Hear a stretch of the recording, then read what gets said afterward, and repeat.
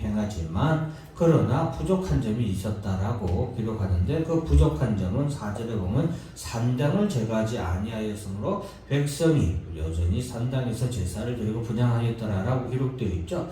여러분, 우리가 열왕기도 그렇고 역대상하도 그렇고 하나님의 말씀을 보면서 열왕들의 업적을 보면서 하나님이 주시하고 있는 부분은 무엇이냐면은, 왕도 하나님 앞에서 첫 번째로는 왕이 개인적으로 하나님 앞에서 정직히 행하느냐 행하지 않느냐, 이것은 개인적인 부분이죠. 왕 개인적으로 하나님 앞에서 정직히 행하느냐 행하지 않느냐, 이 부분을 꼭 언급을 하고 있잖아요. 그죠? 그리고 또 하나님이 또 성경에서 왕에 대해서 언급할 때 언급하는 부분이 뭐예요?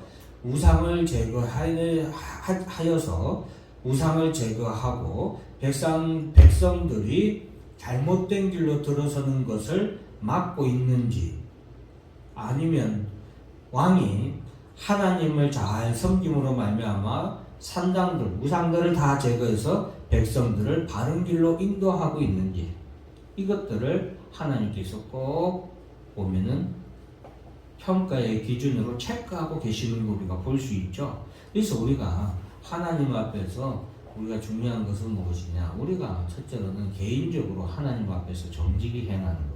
하나님 앞에서 개인적인 삶에서도 우리가 하나님 앞에서 정직히 바르게 행해야겠지만, 우리에게 주신 여기 왕이란 것은 뭐예요? 하나님이 주신 권세이고 하나님이 주신 직분이잖아요. 그래서 이런 하나님이 우리에게 주신 직분에서도 우리가 하나님 앞에 바르게 행하고 있는가를 꼭 살펴보아야 되겠습니다. 그런데 이제 이 왕들을 보면은 이 왕들이 백성들을 바르게 인도하지 못하는 경우가 많잖아요. 지금 이스라엘 역사에 나오는 왕들 대부분이 백성들이 계속해서 산당에서 우상에게 제사를 지내는 것을 방치하게 되잖아요. 이런 부분들이 왕들의 잘못된 하나님 앞에서 죄를 짓는 부분으로 계속해서 등장하게 됩니다. 이것들을 우리가 알아야 돼요. 자, 5절 6절은 이 아마시아 왕이 하나님 앞에서 정직히 행한 부분이 어떤 부분이었나를 나타내는 실상에서 나타난 일이에요.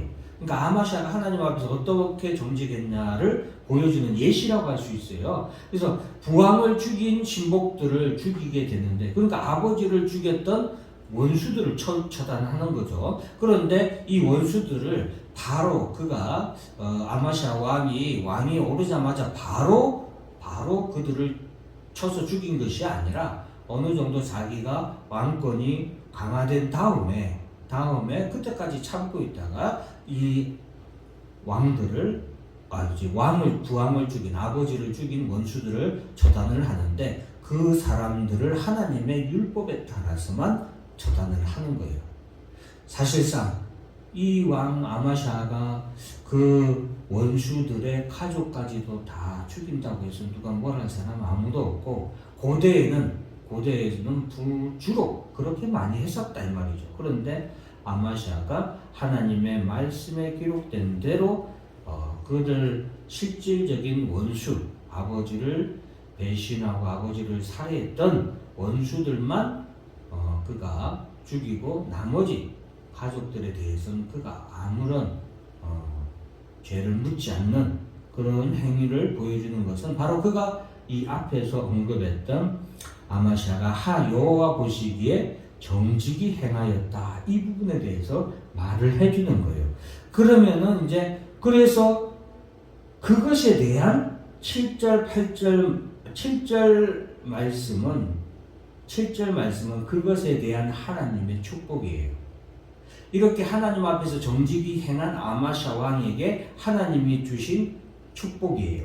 자, 7절 읽어볼까요? 시작. 아마시아가 소금 불자리에서 에돔 사람 10,000명을 죽이고 또 전쟁을 하여 셀라를 취하고 이름을 웃게 하였더니 오늘날까지 그러하니라. 전쟁에서 승리하고 이 당시에 유다로부터 독립을 했던 에돔 사람을 갖다가 에돔 사람과 그 지역을 복속을 시키는 거예요. 다시 옛날처럼 옛날 유다의 영토로 다시 복속을 시키고, 그들로 하여금 유다의 쉽게 말하면 유다를 섬기도록 조공들이도록 하는 그렇게 회복시키는 그런 전쟁에서 승리를 하는 에돔 사람과의 전쟁에서 승리를 하는데 이것은 뭐예요? 지금 하나님을 정직히 행한 아마샤 왕에게 하나님이 주신 축복인 거예요. 지금 쭉 얘기했죠. 그런데 이제 8절에 보면은 아마샤가 예후의 손자 요아스의 아들 이스라엘 왕 요아스에게 사자를 보내 오라 우리가 서로 대면하자 한지라. 이것은 요아스의 실수인데 어떤 실수냐면은 지금 요아스가 자신이 에돔 사람을 갖다가 이겼잖아요. 에돔 사람을 이겼는데 그것에서 오는 두 가지 잘못이 있는데 그것이 조금 이따 얘기해 드릴게요. 왜냐하면은 이 열왕기하 내용을 보고서는 왜 이렇게 됐는지 완전히 이해가 안 돼요. 근데 이 열왕기하 내용이 어디에도 기록되어 있어요? 역대하에도 기록되어 있거든요. 그래서 성경의 말씀은 하나님의 말씀은 성경 전체에서 하나님이 무엇을 말하고 있는가를 자세히 살펴보아야 되는 거예요. 이해하시겠어요? 성경의 한편에서의 말만 보고 우리가 판단을 하면 안 돼요. 왜? 성경은 모든 것을 하나님이 다 지으셨잖아요. 그렇기 때문에 성경 전체에 흐르는 하나님의 뜻은 같아요? 달라요? 같아요. 성경 전체에서 하나님의 뜻은 한결같아요. 똑같습니다. 왜? 그 하나님이 모든 성경을 지으셨고 하나님의 뜻은 분명하기 때문에 하나님은 모든 성경에서 같은 뜻을 나타내고 계시기 때문에 그래요. 그래서 오늘 본문에 대해서 성경이 뭐라고 기록되는가 좀 이따 제가 보여드릴게요. 그래서 이제 아마샤가 요아스, 이스라엘 북쪽이죠. 북이스라엘의 요아스 왕과 우리가 한번 맞짱 뜨자 이 말이에요. 지금 맞짱 뜨자 했는데 북쪽에 이제 요아스가 북이스라엘의 요아스가 야, 너 이제 레바논 백양목에다가 비유를 하면서 자 이제 북이스라엘은 레바논 백양목이고 너는 레바논의 가시나무야. 너는 보잘것없어 이 말이에요. 그러니까 쉽게 말하면 우리나라 속담으로 하면은 뱁새가 황새 쫓아가다가 뭐가 찢어진다? 가랑이 찢어져. 야 너 지금 에돔 그거 좀 전쟁 그 만명하고 싸워가 이겼다고 지금 간띠가 부었구나. 그냥 가만히 있어. 괜히 너 날뛰다가 괜히 날뛰다가 나한테 지고 패배해서 너 비참한 꼴 당해. 그러니까 내가 봐줄 테니까 가만히 있어. 라고 지금 요아스가 얘기하는 거예요. 그런데 10절 보면은 이제 마음이 교만하였으니 스스로 영광을 삼아 왕궁에 나 내 집으로 돌아가라. 지금 요아스가 볼 때에도 아마샤가 교만해져 있다고 말하는 건데 사실은 이것이 누가 보는 관점인 거예요? 하나님이 볼 때 교만한 것이 이미 아마샤의 마음에 가득한 거예요. 이 교만함뿐만이 아니에요. 자, 그리고서 이제 그렇게 요아스가 말렸는데도 불구하고 아마샤가 교만하면 말을 안 듣게 되죠. 하나님의 말씀을 듣지 않게 되죠. 이제 이런 것을 보면은요, 하나님께서는 정직한 사람을 통해서도 하나님이 경고를 주시고 우리에게 하지 마라 하는 사인을 보내주시잖아요. 그런데 정직한 사람 혹은 믿는 사람을 통해서도 하나님이 그렇게 하시지만 믿지 않는 사람을 통해서도 하나님은 뭐예요? 우리에게 사인을 보내줄 때가 있다는 것을 알아야 됩니다. 그래서 우리는 범사의 모든 일에 하나님이 내게 무슨 사인을 보내고 있는가에 대해서 우리가 민감해야 돼요. 이런 부분에서는 민감해야 돼요. 그래야 하나님의 뜻을 간구하는 기도도 하고 하나님의 뜻을 놓치지 않아요. 꼭 뭐 큰 일만 할 때만 하나님께 주여 이거 어떻게 해야 되나요? 이렇게 하고 내가 하기에는 어려운 일만 하나님께 기도하고 내가 충분히 할 수 있는 일을 하나님께 기도 안 하는 그런 우리가 교만함을 우리가 버려야 됩니다. 버리고 모든 범사에 큰 일이든 작은 일이든 하나님께 기도할 수 있어야 됩니다. 근데 자 결국에는 아마샤가 전쟁에서 패배하고 여기서 도망을 하게 됩니다. 도망을 하게 되고 자 하나님의 성전까지도 이렇게 뭐라고 해야 될까요? 그 환란을 당하고 치욕을 당하게 됩니다. 그래서 지도자가 굉장히 중요하다. 이것을 또 우리가 알 수 있습니다. 자, 그러면은 이제 우리가 이 아마샤가 왜 이렇게 보면은 북이스라엘의 요아스 왕은 선한 왕이에요, 악한 왕이에요? 악한 왕이에요. 그럼 요아스라는 왕은 악한 왕인데 아마샤는 하나님 앞에서 정직히 행하였다라고 기록되어 있잖아요. 그런데 하나님께서는 왜 악한 왕에게 그리고 유다의 왕이잖아요. 유다 왕인 아마샤를 패배하게 했을까? 우리가 그리고 또 이 아마샤는 포로로 끌려가게 되거든요. 포로로 끌려가게 해서 거기서 자기를 포로로 잡아간 요아스 왕이 이제 아마샤를 포로로 잡아가고 요아스는 먼저 죽어. 요아스는 먼저 죽어요. 이런 일을 겪게 하는가 우리가 좀 의문스러운 그런 부분이 있잖아요. 그래서 역대하 25장 14절부터 16절 그리고 20절 한번 읽어봅니다. 이거는 우리가 꼭 같이 평행구절은 한번 읽어봐야 돼요. 시작. 에돔 사람들을 죽이고 돌아올 때에 제 자손의 신들을 가져와서 자기의 신으로 세우고 그것들 앞에 경배하며 분양한지라. 그러므로 여호와께서 아마샤에게 진노하사 한 선지자를 그에게 보내시니 그가 이르되 저 백성의 신들이 그들의 백성을 왕의 손에서 능히 구원하지 못하였거늘 왕은 어찌하여 그 신들에게 구하나이까 하며 또 있습니다. 선지자가 아직 그에게 말하되 왕이 그에게 이르되 우리가 너를 왕의 모사로 삼았느냐 그치라 어찌하여 맞으려 하느냐 하니 선지자가 그치며 이르되 왕이 이 일을 행하고 나에게 물르지 아니하니 하나님이 왕을 멸하시기로 작정하신 줄 아노라 하였더라. 아마샤가 듣지 아니하였으니 이는 하나님께로 말미암은 것이라. 그들이 에돔 신들에게 하였으므로 그 대적의 손에 넘기려 하심이더라. 이제 아까 그 열왕기 하에 있던 오늘 우리가 읽었던 본문의 말씀 이해하시겠죠. 근데 열왕기 하의 내용만 읽어서는 왜 이 아마샤가 이 전쟁에서 패배하게 됐는지 사실 잘 이해가 안 돼요.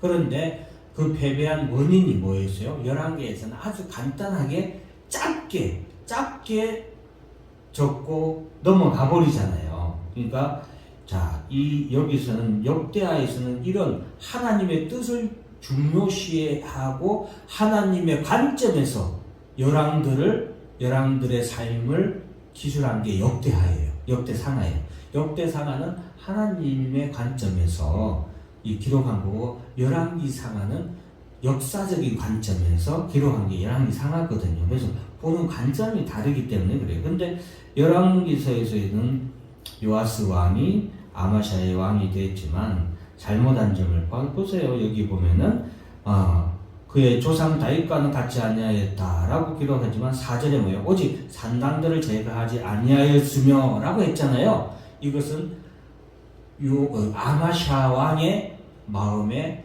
이방신을 섬기는 그런 하나님을 섬기지 아니하고 이방신을 섬기는 우상의 마음이 그의 마음속에 있다는 것을 보여주는 거예요. 보여주는 것이고 이걸 갖다가 열왕기서에서는 간단하게 기록하고 넘어가 버리잖아요. 저 밑에 보면 아마샤의 교만함에 대해서도 하나님 앞에서 아마샤가 얼마나 교만했다라는 것을 말하지 아니하고 요아스 왕을 통하여서 이제 아마샤가 얼마나 교만했는가 그것을 갖다가 요아스 왕을 통해서 지적을 하잖아요. 그래서 그런 것들이 바로 우리가 이제 성경에서 한 번에 다 보기는 힘들지만 이 10절에 보면은 마음이 교만하였으니 그러니까 결국에는 이스라엘의 아마샤 왕이 유다의 아마샤 왕이 이스라엘의 이 요아스 왕에게 패배할 수밖에 없고 그의 말년이 비참할 수밖에 없었던 것은 그가 하나님 앞에서 비록 처음에는 정직하게 행하였지만 그가 결국에는 산당을 제거하지 않는 우상을 섬기는 그 마음을 온전히 그가 버리지 못하고 결국에는 하나님을 사랑하지 아니하고 우상을 사랑함으로 말미암아 그가 결국에는 비참한 결론을 맞이하게 됩니다. 그리고 16절에 보면 하나님의 선지자가 그에게 분명히 경고해 자신의 잘못에 대해서 지적하고 하나님 앞에서 회개할 것을 경고하잖아요. 그런데 아마시아 왕이 이런 하나님의 선지자에 대해서도 그것 어떻게요? 무시하고 그것을 억수히 여기잖아요. 이런 것들을 볼 때에 우리가 아마시아 왕처럼 하나님 앞에서 늘 우리가 교만하지 않기를 항상 늘 힘써야 됩니다. 늘 힘써야 되고 또한 우리가 중요한 것은 선지자를 이렇게 아마시아가 말 듣지 않았잖아요. 근데 북이스라엘의 요아스는 그가 악한 왕이었음에도 불구하고 선지자가 하는 말을 갖다가 귀담아 또 들어요. 이런 것들을 보면은 하나님의 말씀을 듣는 자에게 하나님께서 뭘 줘요? 복을 내리시는 거예요. 이거는 구원의 문제하고 다른 거예요. 이거는 하나님의 말씀을 잘 지켜 행하는 자에게 하나님은 뭘 주신다? 복을 주세요. 그 사람에게 복을 주세요.